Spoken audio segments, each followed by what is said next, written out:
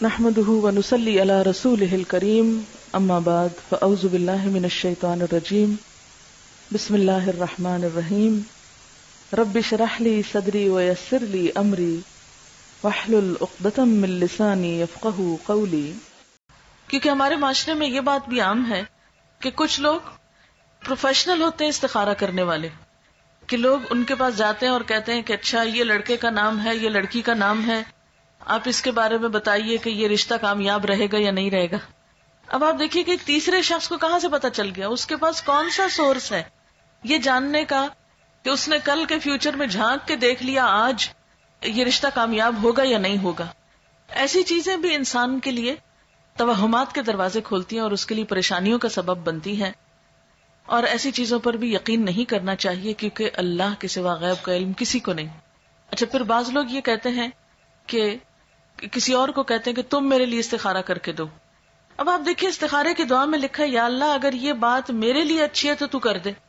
اب اگر کوئی آپ کے لیے استخارہ کر رہا ہے تو وہ کیا پڑھے گا کہ میرے لیے اچھی ہے تو کر دے، یا زیادہ زیادہ یہ کہے گا یا اللہ اس کے لیے اگر اچھی ہے تو کر دے. اچھا، بعض لوگ استخارے کے ساتھ خواب کو لازم کر دیتے ہیں. وہ کہتے ہیں استخارہ اور خواب لازم و ملزوم چیز ہے. اکثر لوگوں کو کہا جاتا ہے استخارہ کر لیں تو پھر وہ کہتے ہیں اتنے دن استخارہ کیا ہمیں تو کوئی خواب نہیں آیا ابھی تک. ہمیں بہت سے لوگ اس پہ پریشان ہوتے رہتے ہیں، ہمیں نہیں سمجھ آتی، کوئی خواب نہیں آیا ابھی تک ہمیں. یاد رکھیے کہ قرآن اور سنت کی روشنی میں استخارے کے لیے خواب کا آنا کوئی ضروری نہیں ہے. وہ سمپلی کیا ہے، ایک دعا ہے، یا اللہ اگر یہ کام اچھا ہے تو مبارک ہو جائے، آسان ہو، نہیں اچھا تو اس کو ہٹا دے، دور کر دے مجھ سے. اگر آپ کی دعا قبول ہو گئی تو اس کام میں اگر بہتری ہوئی تو ہو جائے گا، اور اگر ہو گیا تو وہ مبارک ثابت ہو گیا، اور اگر بہتری نہیں تو وہ بات بن ہی نہیں پائے گی.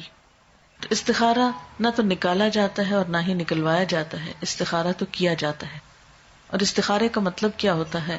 خیر کی دعا مانگنا. ہمارے ہاں اس کا کانسیپٹ کیا ہے کہ ہم یہ سمجھتے ہیں کہ شاید استخارہ غیب کا علم جاننے کا نام ہے. اس کو ہم نے ایک طرح کی فال بنا لیا ہے، جبکہ فال لینا بھی اسلام میں پسندیدہ نہیں ہے، کیونکہ غیب کا علم تو اللہ کے سوا کسی اور کو ہے ہی نہیں. کل کیا ہونے والا ہے یہ کسی کو نہیں پتا. کوئی شخص بھی جو یہ غیب دانی کا دعویٰ کرے یا اس قسم کی کوئی بھی باتیں کرے وہ ہمارے دین میں پسندیدہ نہیں. اسی لیے ہمیں کسی نجومی کے پاس جانے سے منع کیا ہے، ہاتھ دکھانے سے منع کیا ہے، چھپی باتیں معلوم کرانے سے اور ذائچے بنوانے سے منع کیا گیا ہے، کیونکہ یہ ساری چیزیں انسان کے لیے نقصان دہ ہوتی. انسان توہمات کا شکار ہو جاتا ہے، انسان کوئی ڈیسیژن نہیں لے پاتا. اسی لیے ہمارے دین میں ایسی کوئی چیز نہیں کہ کالی بلی آگے نظر آ گئی راستے میں تو یہ منحوس ہے، یا کوا بول پڑا تو کوئی آ جائے گا، یا جوتی الٹ گئی تو کچھ ہو جائے گا. یہ چھوٹی چھوٹی چیزیں جو ہمارے معاشرے میں ہر کلچر میں کچھ نہ کچھ ایسی باتیں عام ہوتی ہیں کہ صبح سویرے اگر فلاں شخص سے ملاقات ہو گئی تو یہ میرے لیے اچھا نہیں. ہمارے دین میں کیا ہے کہ ہر خیر اور شر کا مالک اللہ ہے. کوئی کسی کو نقصان نہیں دے سکتا جب تک اللہ نہ چاہے، کوئی کسی کو فائدہ نہیں پہنچا سکتا جب تک کہ اللہ نہ چاہے. اس لیے ایک مومن جو ہوتا ہے وہ لوکانیات پہ، یعنی کاش یہ ہوتا، کاش وہ ہوتا، وہ اس پر اعتماد نہیں کرتا، اور نہ اس کی زندگی میں کاش ہوتا ہے. اور بہت زیادہ کاش کہنے سے بھی منع کیا گیا ہے کیونکہ یہ شیطان کا دروازہ کھول دیتا ہے. یعنی شیطان کو انسان کے دل میں وسوسے ڈالنے کا موقع مل جاتا ہے، انسان کے دلوں میں حسرتیں پیدا کرتا ہے. اب بعض اوقات ایسا ہوتا ہے نا کہ کوئی عزیز رشتہ دار گھر سے نکلتا ہے، اچانک کوئی ایکسیڈنٹ ہو جاتا ہے تو عموماً لوگ کہتے ہیں کاش آج وہ جاتا ہی نہ، کاش وہ آج ایسا نہ کرتا تو ایسا نہ ہوتا. تو بات یہ ہے کہ کاش کی وجہ سے کوئی چیز ٹلتی نہیں. تقدیر کے اوپر ایمان ضروری ہے، اور تقدیر پر ایمان لانے والا مطمئن ہو جاتا ہے، پرسکون ہو جاتا ہے، خوش رہتا ہے. کیونکہ اگر ہم تقدیر پر ایمان نہیں بھی رکھتے تو بھی آپ دیکھیں کہ اللہ کے فیصلوں کو ہم ٹال نہیں سکتے، ہم اس میں تبدیلی نہیں کر سکتے. اس لیے استخارہ غیب جاننے کا ذریعہ نہیں ہوتا. اس کا مسنون طریقہ کیا ہے؟ استخارہ کس طرح کرنا چاہیے؟ استخارہ زندگی میں جب بھی انسان کو کوئی اہم کام پیش آئے، کوئی اہم معاملہ سامنے آئے، تو اس موقع پر انسان کو 2 نفل پڑھ کر دعا مانگنی چاہیے. 2 نفل اس بات کے، اور وہ مسنون دعا کیا ہے وہ مسنون دعا ہے، اللہم انی استخیرک بعلمک واستقدرک بقدرتک واسألک من فضلک العظیم فانک تقدر ولا اقدر وتعلم ولا اعلم وانت علام الغیوب اللہم ان کنت تعلم ان هذا الامر خیر لی فی دینی ومعیشتی وعاقبت امری فاقدرہ لی ویسرہ لی ثم بارک لی فیہ وَإِن كُنْتَ تَعْلَمُ أَنَّ هَذَا الْأَمْرَ شَرٌّ لِّي فِي دِينِي وَمَعِيشَتِي وَعَاقِبَةِ أَمْرِي فَاصْرِفْهُ عَنِّي وَاصْرِفْنِي عَنْهُ وَاقْدُرْ لِيَ الْخَيْرَ حَيْثُ كَانَ ثُمَّ أَرْضِنِي بِهِ۔ یہ ہے مسنون دعا۔ اس کے بارے میں حدیث پاک میں آتا ہے، حضرت جابر رضی اللہ تعالی عنہ کا بیان ہے کہ نبی صلی اللہ علیہ وسلم جس طرح ہمیں قرآن پڑھایا کرتے تھے اسی طرح ہر کام میں استخارہ کرنے کی بھی تعلیم دیتے تھے۔ فرماتے، جب تم میں سے کوئی کسی اہم معاملے میں فکر مند ہو تو 2 رکعت نفل پڑھے اور پھر یہ دعا پڑھے۔ یعنی آپ صلی اللہ علیہ وسلم جیسے قرآن پاک کی کوئی سورت سکھاتے تھے، ایسے ہی یہ دعا سکھاتے تھے اپنے صحابہ کو، اور ساتھ ہی کیا تعلیم دیتے کہ جب بھی کوئی اہم کام ہو، اہم معاملہ ہو تو کیا کرو؟ نفل پڑھ کر یہ دعا پڑھو۔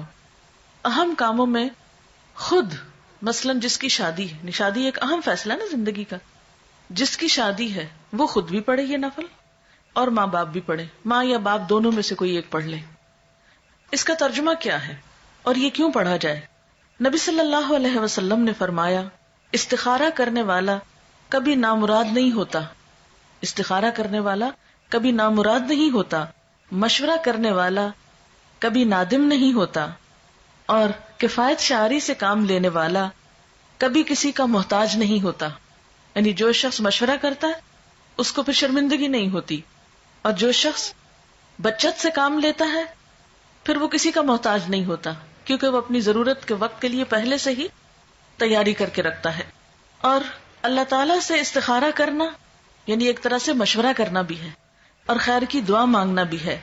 یہ انسان کے لیے ایک سعادت کی بات ہے کہ وہ کسی اہم معاملے میں اپنے رب سے مشورہ کر رہا ہے اور پھر اس کے فیصلے پر راضی ہے۔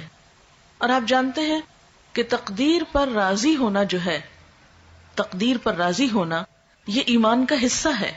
جب ہم استخارہ کرتے ہیں اور اس کی دعا پڑھتے ہیں تو اس کا مطلب کیا ہے؟ دعا کا ترجمے سے ہی آپ کو پتہ چل جائے گا۔ ترجمہ ہے، خدایا میں تجھ سے تیرے علم کے واسطے سے خیر کا طلبگار ہوں، تیری قدرت کے ذریعے تجھ سے تیرے عظیم فضل کا سوال کرتا ہوں، اس لیے کہ تو قدرت والا ہے اور مجھے ذرا قدرت نہیں، تو علم والا ہے مجھے علم نہیں، تو غیب کی ساری باتوں کو خوب جانتا ہے۔ خدایا اگر تیرے علم میں یہ کام میرے لیے بہتر ہے میری دین اور دنیا کے لحاظ سے اور انجام کے لحاظ سے، تو میرے لیے اسے مقدر کر دے۔ یعنی جب کسی بھی کام کے لیے ہم استخارہ کریں تو اس کو ذہن میں رکھنا چاہیے کہ اگر یہ چیز میرے دنیا اور آخرت کے لحاظ سے اچھا ہے تو اس کو میرے لیے مقدر کر دے، یعنی میری قسمت میں کر دے، میرے لیے اس کو آسان کر دے، میرے لیے اس کو مبارک بنا دے۔ اور اگر تیرے علم میں یہ کام میرے لیے برا ہے میرے دین اور دنیا کے لحاظ سے اور انجام کے لحاظ سے، تو اس کام کو مجھ سے دور رکھ اور مجھے اس سے بچا کے رکھ، اور میرے لیے خیر اور بھلائی مقدر کر دے جہاں کہیں بھی ہو، پھر مجھے اس پہ راضی بھی کر دے۔ کتنی خوبصورت دعا ہے۔ یہ ہے دراصل استخارہ کہ اللہ اگر تو یہ چیز میرے حق میں اچھی ہے تو اس کو آسان کر کے مبارک کر دے، اور اگر اچھی نہیں تو اسے ہٹا دے مجھ سے اور مجھے اس سے ہٹا دے۔ اب آپ سوچئے کہ اس استخارے کی دعا کا نتیجہ کیا ہونا چاہیے؟ یہی نا کہ یا تو کام ہو جائے یا پھر نہ ہو۔ اگر ہو جائے تو پہلے سے ہی ہم نے دعا مانگ لی کہ اللہ اب یہ ہمارے لیے بہت اچھا ثابت ہو، اور اگر نہیں ہوتا تو بھی ہمیں اس پہ راضی ہو جانا چاہیے، تسلی ہونی چاہیے کہ اللہ کو منظور نہیں، اور اس میں ضرور ہمارے لیے کوئی بہتری ہے کہ اس کام کے ہونے کا سبب نہیں بنا۔ اور اس طرح انسان جو بھی فیصلہ کرتا ہے اس پر نادم نہیں ہوتا، پشیمان نہیں ہوتا، بعد میں پچھتاتا نہیں۔ اگر کام کرنے کے بعد انسان سمجھتا ہے کہ بہت اچھا رہا، سب ٹھیک ہو گیا اور اچھا رہا، تو بھی کیا سمجھتا ہے کہ یہ میرے رب نے مجھے عطا کیا ہے، اس کو کوئی تکبر نہیں آتا اس پر۔ اور اگر کام ہو جاتا ہے اور بعد میں دیکھتا ہے کہ اس کا نتیجہ اچھا نہیں نکلا تو بھی اس میں ندامت نہیں ہوتی کہ میں نے تو اللہ سے دعا کی تھی، اگر پھر بھی ٹھیک نہیں ہوا تو اس میں بھی ضرور میرے لیے کوئی سبق ہوگا. کیونکہ قرآن پاک میں یہ بھی آتا ہے نا، عسیٰ ان تحبوا شیئا وہو شر لکم وعسیٰ ان تکرہوا شیئا وہو خیر لکم.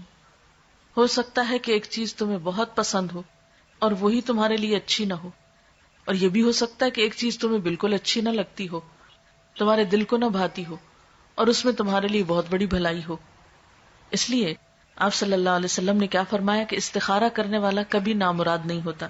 اچھا، اب آپ دیکھیے کہ جیسا کہ آپ صلی اللہ علیہ وسلم نے فرمایا ہے کہ خدا سے استخارہ کرنا اولاد آدم کے لیے سعادت کا باعث ہے. تقدیر پہ راضی ہو جانا بھی اولاد آدم کے لیے سعادت یعنی خوش قسمتی کی بات ہے، اور انسان کی بدبختی یہ ہے کہ وہ اللہ سے استخارہ نہ کرے اور خدا کی قضا پر یعنی تقدیر پر ناخوش ہو. یہ بدبختی کی بات ہے. اچھا، یہ ہے استخارے کی روح اور یہ ہے اس کی جسٹ.